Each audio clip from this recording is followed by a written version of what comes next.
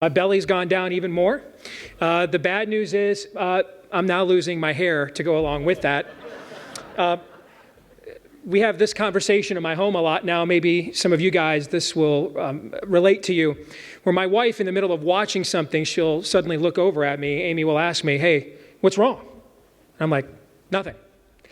And she's like, "Well, what's with that look on your face?" And I'm like, "That's my face.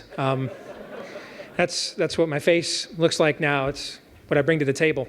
So when you try to go into the world of broadcasting with a narrow road message, you're going to get some battle scars on you.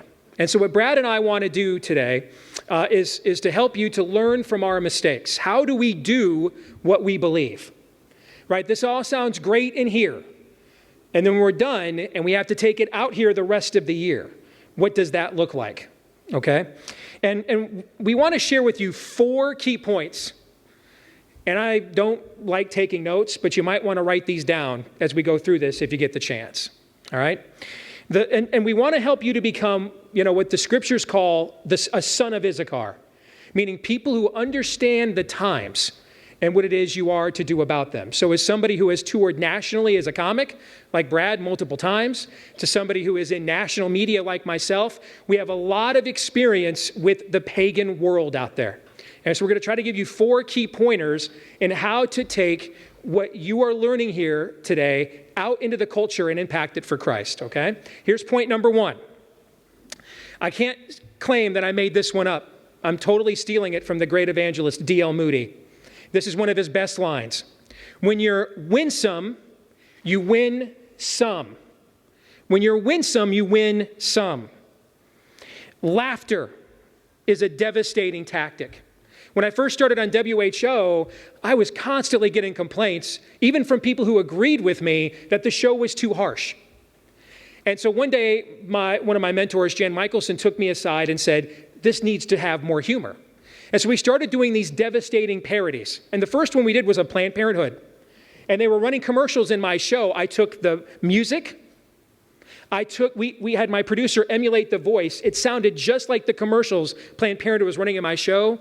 And it was like all devastating racist quotes from Margaret Sanger.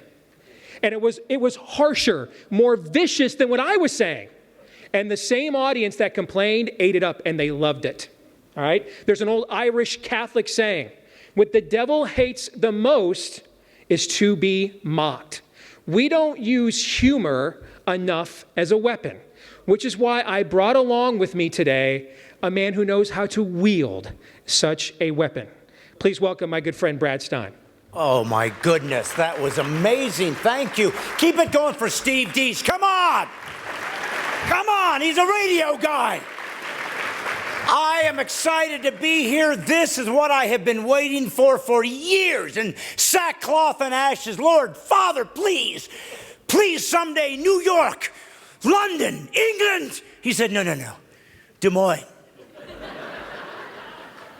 This is my kind of people. I look out and I see the lineage of what made this nation great. I see the blue-collar, pull yourself up by your own bootstraps Americans that made this the greatest nation of all time. And let me tell you why I love Iowa. Because you hunt, you fish, and you don't apologize for it. And that's why I love Iowa. That's America.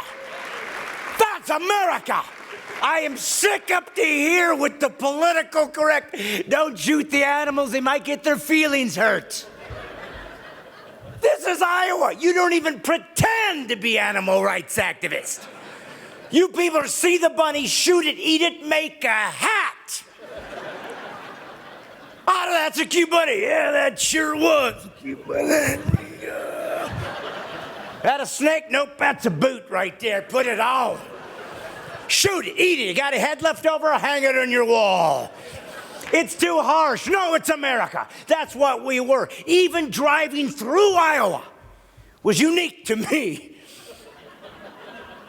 What kind of people are you is what I want to know. I learned to drive in Los Angeles, California. People think LA's hard, LA's easy. 8 billion miles of freeways, one sign, maximum speed, 65. Good luck. Go. Not in Iowa. You have way too many signs on the freeways. And they're never helpful signs. They're always warning me about something that's about to go wrong. Weird phenomenon that I thought finished with the Pilgrims. But you've adapted, you've accepted it, and that's why I love you. See, I'm not used to a sign warning me about an animal that might leap out. Ah! Get a zoo, for crying out loud. First time I saw deer cross, I'm like, why do you let them on? If you have deer jumping on the road, that's not put up a sign, that's put up a wall, folks. Dig a moat, get a stun gun. They invented barbed wire, use it. You people have deer jumping out on the road and you act like that's normal. That's normal. If you live in a cartoon, what do? Jump out in top hats? Hello, my baby. Hello, my honey. Ah! Dancing deer in Iowa. Then you have the weird signs. The cold weather signs written in some cryptic shorthand. Apparently only Iowans can decipher. Bridge, ices before road. I'm like, okay. What do I do? Where's the rest of the information? You're all past me. I got heat on snowshoes, a walrus. Help me! The bridge is gonna do something! Look out for deer! My favorite, watch out for tractors. What? I'm no farmer, mind you, but don't they have like a designated, I don't know, field they're supposed to be in? Iowa farmers just run wild periodically. Party! Hey, Clem, grab your combine. Let's go on the freeway. Woo, slow down. Got this baby up to 3. Let's go race the Amish. Come on, let's head on down. Let's go. That's right, Iowa. When all else fails, make fun of the Amish. Why? Because they have no electronic recording equipment to prove I said anything. That's when you know you're going slow. When the Amish guy behind you is going, come on!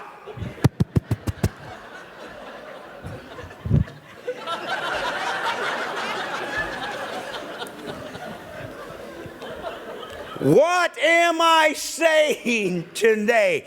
After we've had a wonderful time. You've had amazing speakers, brilliant speakers, politician speakers. You've had people from all walks of life that dignify your point of view, that happens to coincide with the point of view of the founders, that we cannot and will not survive as a culture if we are not a religious people. All of the founders said that, including Franklin, including Jefferson. You cannot have a stable republic and not be religious people. That's what they said. That's what they said. So what Steve and I have tried to say is, how do we compete and communicate with a world in America, the culture, that's owned by progressives that have all the media?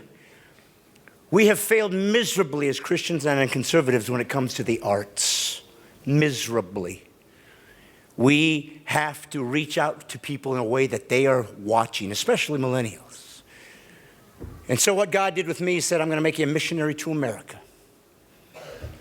And that you are not going to use comedy to make people laugh. You're going to use laughter to make people think. So what Steve has done, and why I love his show and admire him so much, because he's a Christian, he's conservative, but he's really smart, and he makes you think. We can compete with the ideas that are making and reshaping America, because we actually have the most important component, the truth. Tell him, Steve. Well, let's talk about the truth. I know we have this notion in our culture today that you can have your own truth. There's no such thing as your own truth. But you do have your own story. And one of the things I found when you're doing as much enemy media appearances as I've done in my career is that the relationship connection is key. Right now, we don't have a relationship connection with this culture. And it's because we're not doing the second bullet point here, which is to tell your story. You know, I'm a kid born to a 15-year-old mom. She found out she was pregnant with me at 14 over Christmas break in 1972. Christmas break, 1972. What was going to happen a month later? Roe versus Wade. Now she's 14 years old. She suddenly has a decision to make.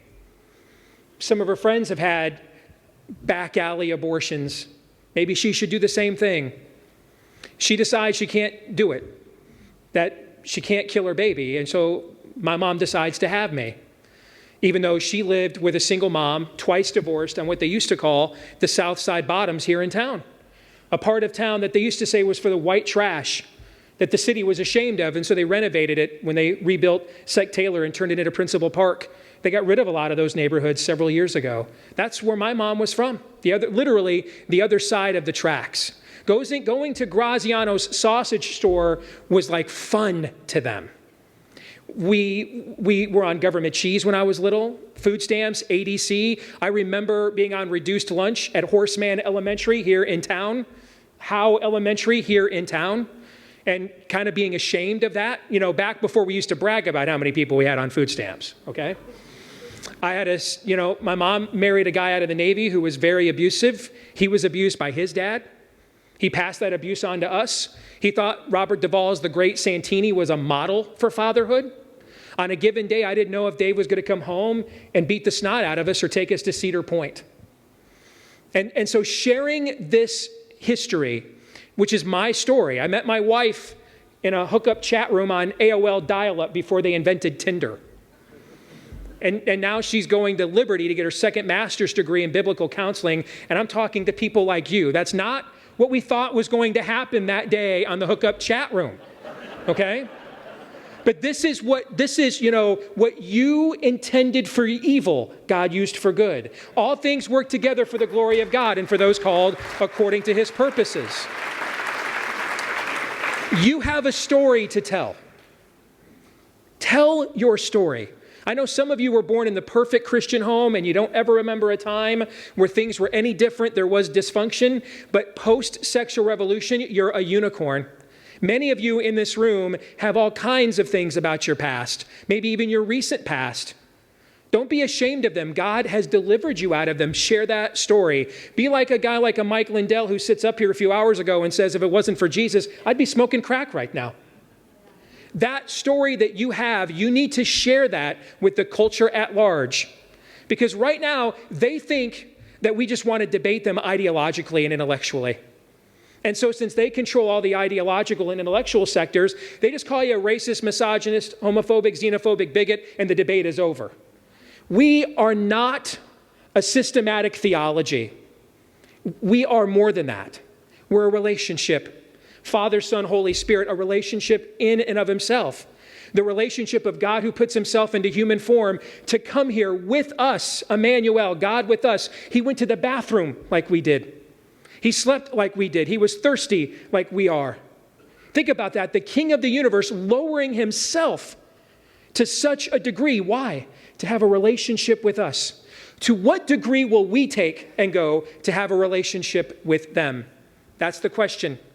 And if we don't establish that relationship, we're not going to win any debates. And we're going to lose this culture. And they're going to turn on us like they already are. Which brings us to point number 3. You've heard a lot of talk for many years now about two Americas. Are we in two Americas? No, you're not. There are two separate Americas, two separate countries. There is a cold civil war happening in America today. There is the left America versus what's left of America. That's what you have. And the left America, a company like Nike, who says we don't want to put Betsy Ross flags on our shoes because it ticks off a guy that can't get a contract in the NFL for the last 4 years. Do you know what happened to their stock price last week? Do you know what happened? Skyrocketed. They gained billions in stock value from that controversy. Why? You're not their intended audience. Like Russian vodka in the 80s wasn't made for you. And Cuban cigars in the 80s weren't made for you. Those were to foreign regimes. If you liked them, great. But they were part of a foreign country. The left America is an entirely different nation. I interviewed for a job at MSNBC once with their executive producer. She sent me down in a room. One of the things she said to me after having me on their network over 50 times, she said, "You're the first Christian I've ever met that made me think somebody that's halfway intelligent could believe this stuff." I asked her, "How many Christians have you ever met or known?" Silence. They just wanted to observe me in a natural habitat. They had no idea what people like us were like. They're in another country. And I think the reality of this is they're not concerned about offending us with their truth. So I think it's only fair to love our neighbor as we love ourselves and return the favor, and no longer be offended by sharing the truth with them. Oh, keep it going for what he just said. Come on. This is important stuff. It's important to speak. Thank you for the applause. And by the way, I got to say this. I wasn't going to, but I'm going to. Thank you for the applause, and I'm going to tell you why. It's a tradition. It's a tradition, and we need a tradition. All great nations, if they've survived, had to have great traditions because it's the wisdom of the ages. And we have to keep them and pass them on. And applause is a tradition, and we need it. And I'll tell you why. I like that tradition. You can do it again. Yes. See? I know that was tacky, but I have no self-esteem, so I'm okay with it. You see, he's on radio, so when you clap, he never hears it. Yes. So this is a big deal for him. He's never done it I'm this like, way. wow, that's what that sounds like. Totally amazing. That's why I won't go on radio, because I need all the narcissism I can get. But anyways, I love it because it's tradition. And we need it because I don't know you. And you don't know me. So applause is our way of shaking hands. With the added bonus, I don't have to touch you people. Because I don't want to. That's an odd tradition that's never been thought about, never been thought through. But normally, we don't touch strangers. But nobody, you never stop to think it, question it. You never stop to wonder if this is good. You never broke it down. But you need to, in this day and age, break down what's being thrown your way. We don't touch strangers. You might be sitting next to a stranger right now. Nobody ever said, well, I've never sat next to you before, so scratch my back, would you please? Thank you. So how do you like the summit? Yeah. Wait till we get to the holy kiss. Okay, there you go. It's in the Bible. What am I getting at? Laughing at ideas, laughing at traditions. Why? Because it does something we need desperately in America. Gives us community, gives us a congruency. We all laugh. Believe it or not, progressives laugh. It's demonic, but still, no, I don't. They laugh. They laugh at the same things we do. Okay? The Christians laugh at the same things that atheists laugh at if it's not, something that's blue or dark and we don't feel it's appropriate, because it gives us a human connection because we're all kind of the same. We're intrinsically sinners trying to get better, trying to redeem culture, but we don't know how. We do as Christians. They don't. So that's why I love the fact that you guys came in and participate, because it matters that you get out into see, whatever we say here is irrelevant. You got to get out there and pass it on. Mm-hmm. Yeah, it really is the key to it. And that's what I've tried to do as a comedian, because I'm a Christian and a conservative. Do you hear me? I came out on stage and said, I'm a Christian and a conservative, which is why when I die, I'll be stuffed and mounted and put in the Smithsonian under the why he never got his own sitcom display.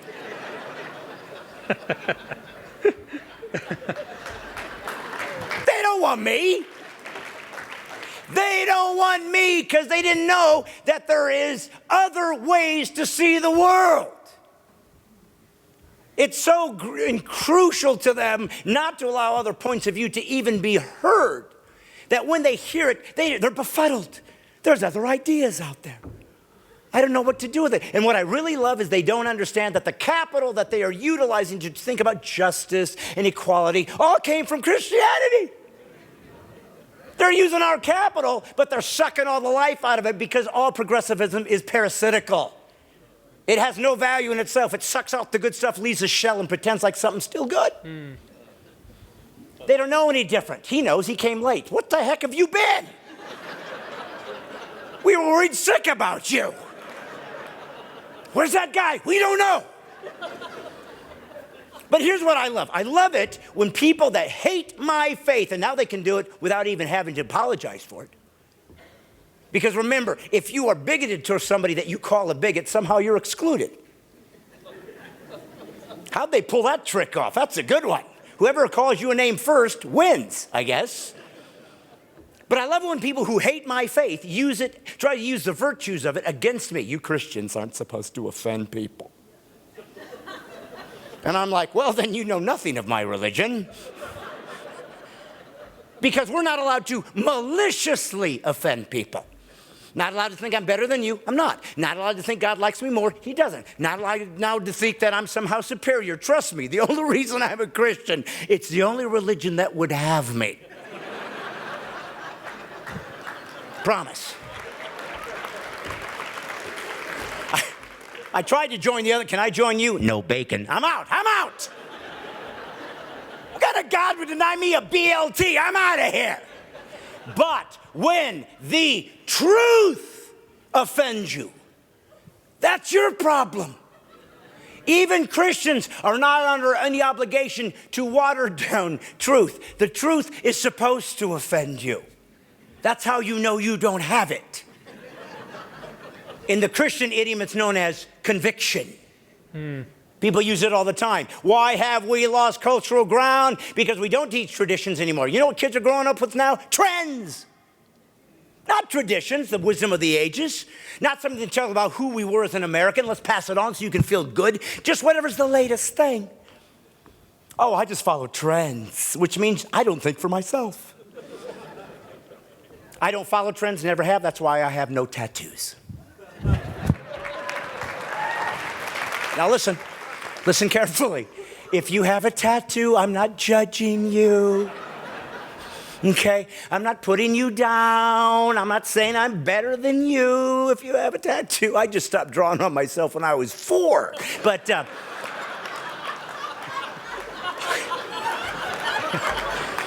don't know what it is. I never looked at my skin, says, looks good. You know what it's missing? A parrot. That's what I need. Look, we got a few of the millennials have snuck in. What if there's a guy here with a tattoo? He's going to get his feelings hurt. If you don't know what this is, it's called the snowflake dance. Oh, my God. What if there's someone here with a tattoo? They're going to get their feelings hurt. That's my point. What has happened to America? We can't even take a joke. Let me make something very clear today. If you have a tattoo and you get your feelings hurt because I joke about tattoos, you don't deserve a tattoo.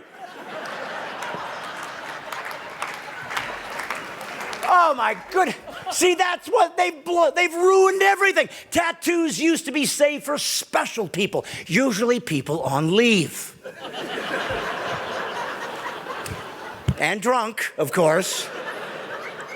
They have ruined the whole experience. Nowadays, people wake up and go get a tattoo. It used to be you woke up and discovered you had a tattoo. Hey, where'd this come from? And why am I in a dumpster? That's what it was all about. I actually had a guy. See, the reason I don't like tattoos is because you can't erase them. See, what I like at 10, I'm not going to like at 20. What I like at 20, I'm not going to like at 40. How old are you? 18. I thought so. He kept looking up here. I said, what is going on? And I realized he's 18. This is the kind of television generation we have created right here. Hey, 18, I'm going to change your life. See that guy right there? I'm right here. Get your money's worth, son.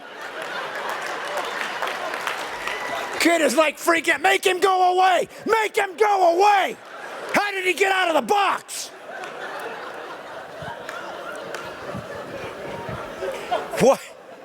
What am I saying? I'm saying this. Number one, I joked about tattoos. Anybody got one? Yeah, you got a tattoo. See, he didn't need a safe space. Didn't need a trigger warning. I was joking about it, and he didn't weep. You know why? Because he's a big boy. You see, as much as the humor allows us to laugh at things, it's crucial. We are even losing the ability to joke about stuff in America. You want to talk about losing liberties? When you can't see sarcasm and satire as a beautiful tool that's been used for ages to hold a light or a candle or a mirror onto culture and mock the king without getting your heads cut off. That's the comedian's job. And if you do not stand up as an American, I don't care if you're an atheist in here and you just came in for free nuts.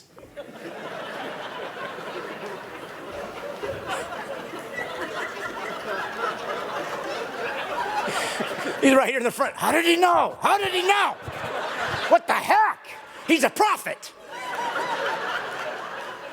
I thought I infiltrated. What is the point I'm making? Listen to me, and I'm glad you're laughing. Laughter is a gift from God. It allows us to experience joy that only humans experience. It's a transcendent gift given to us to remind us that we are special creations in the universe. And I love to bring laughter, but it's more important to me that I bring revelation and inspiration. It's more important that I use the tool God gave me and the tool that he gave Steve to realize that our strength is not being radio personalities. My strength isn't being a comedian. It's being communicators. We have to communicate ideas, and we cannot ever let somebody censor us simply because they call us a name. If you allow that to happen, you're inviting tyranny, and you're literally giving away your liberties without a fight. It's an embarrassment, and it's a disgrace to those who have come before us and fallen for us to have the right to be here right now without somebody putting a gun to our head and saying no. I'll go even deeper. Steve? The final point we need to talk about here today is there's been a major political paradigm shift in America. And, we've been told, the pagans have been warning us, there's a radical demographic shift. America is going to be less white. And we're like, well, we're the body of Christ. So we've kind of started this whole diversity thing long before you guys co-opted and hijacked it and started lying about what it means. Okay? But there has been a major political paradigm shift in America, and it has nothing to do with ethnicity or race or really even generational. Because there's some polling that just came out a couple of weeks ago that showed that millennials are rebelling against what I once dubbed the rainbow jihad, because they're tired of being told that if they have any counter opinion, or if they think it's wrong that a guy finished in 290th place in the NCAA track meet last year, decided he was a boy who needed to get pretty and become a girl, and ended up winning the national championship, that somehow they're supposed to accept that. That's the new frontier of tolerance. And so you're seeing, even in the younger generations, they tend to be more principally pro-life than the older generations tend to be, particularly in our movement. But here's where the major political paradigm shift has occurred. And this is going to be hard to hear for those of you that remember the era of the late, great Lee Iacocca's of the world, okay? Because for every Mike Lindell that comes in here and speaks to a group like yours, there's 10,000 others that are like what's going to be next up on your screen, all right? We live in Ephesus. Now, what made Ephesus as a unique challenge to Paul? See, Christians have been dealing with the fusion of politics and paganism from the beginning. From the time Jesus went to meet Pilate in the back room, we have been dealing as a movement with the fusion of paganism and politics. When the Romans put the sign over Jesus' head, what did it say? King of the Jews. Meaning they thought in their minds they were executing him for the crime of sedition, that he was the king of a foreign rival government. That's what they were thinking merely politically. So the fusion of politics and paganism is nothing new. Those of you that have been involved in political activism longer than I have been, you've been going up against this for decades. Here's what's new, though. In Ephesus, there was a unique challenge when Paul arrived. In that culture, the very market economy was based on a specific paganism. And so Paul wasn't just threatening, the people who stroked the beards. He wasn't just threatening the theologians or the local synagogue.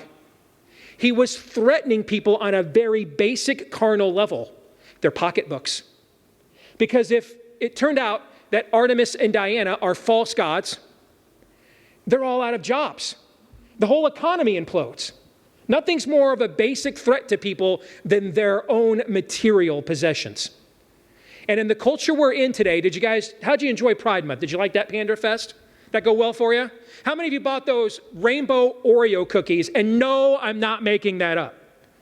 They literally put out rainbow Oreo cookies.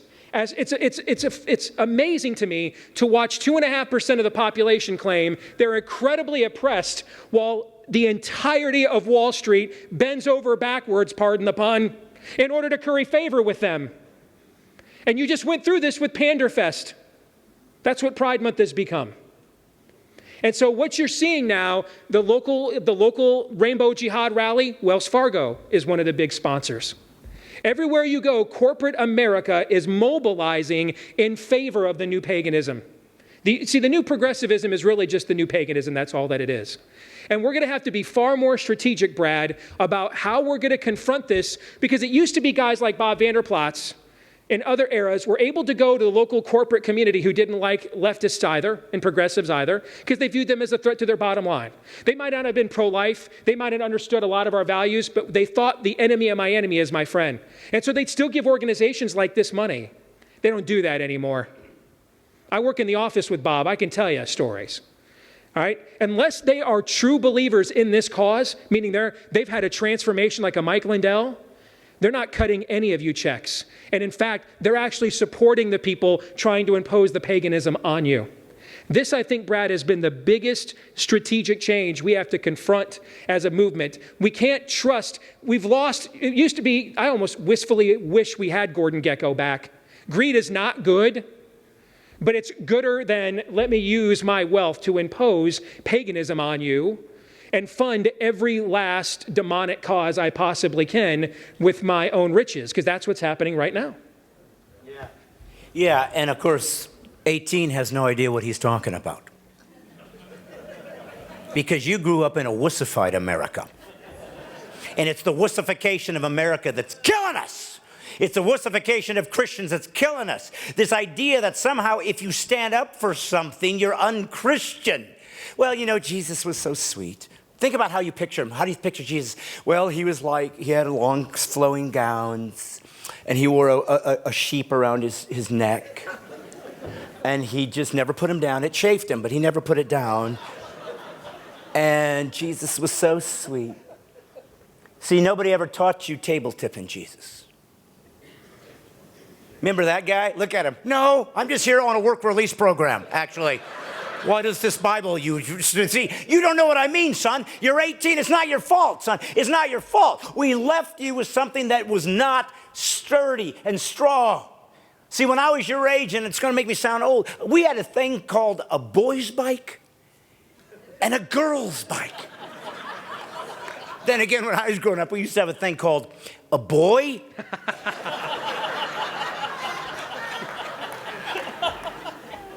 and a girl. I did not know in 2019 that was going to become controversial. But that's the new world we live in. The people that believe that they are the progressives, which always implies, by the way, that whatever they deem progressive is what matters. Somebody is ruling you. Somebody is ruling you. Make no mistake. All the fight you have is between truth and lies. Not Democrat, Republic, not progressive and conservative. Truth and lies. Jesus said he was truth. He said Satan was the father of lies. That's it. That's our battle. And you cannot confront a lie, defeat a lie, or have any kind of influence against a lie unless you're speaking truth. But sometimes you might have to do it winsomely. Sometimes you have to take a back door. You know why? Because they've locked every stinking front door in America to our people. They've locked every one of them. But there was a time when they locked the front doors to people that needed healing. They just ripped the stinking roof out and brought a guy down that way. What do you think comedy can do? Where is Christians? Where were we? Where was our daily shows? Why haven't people? I've watched Christians and conservatives fund people to go try to get some seat somewhere. Give them a couple $1 million. They fail, but at least we gave it to a guy we believed in. Why haven't you given funding for entertainers who happen to be Christians and conservatives? It's not for me. I'm not pandering you for that. I'm just saying, why don't we give it to the arts where maybe we're actually speaking to people in a unique way? Thank you, that one guy. You found him. You found the one. Yes. Could anything get better summed up the apathy in the Christian church than I gave you marching orders and one guy's going, where's the nuts? What am I saying? I've got a lot more comedy I can do. I've got a lot more social commentary I can give, as does Steve. We're doing the best we can. I'm not blaming you. You're here. You showed up. This matters to you. But if you're not a good communicator like we are, that's our gift. Help us communicate. Find what you're good at and help us facilitate what matters to you. Be like a democratic republic. Vote for people that can go forth and speak your ideas. We'll leave you with this thought here today. Several years ago, I was at National Religious Broadcasters, and a gentleman who was retiring at the American Family Association and I were having a conversation, and he mentioned to me that he was really struggling in his calling because he looked out at this culture. This is the only culture in human history that was funded by, or founded, I should say, by direct inspiration of the Christian faith. Every other culture Christianity has been in, we've been the marginalized. We had to come from the outside in. We've not been the insiders. That changed here when the Pilgrims landed at Plymouth Rock. And he said he was struggling with this notion that he had this heritage and this legacy from his faith that established this country, that he felt this calling, and he spent his adult life with AFA fighting for. But yet he also recognized, Father, forgive them, for they know not what we do. They're doing this because they don't believe the right things. And I learned from this conversation with him an important distinction, and I'll leave this with you today. How do we fight this battle?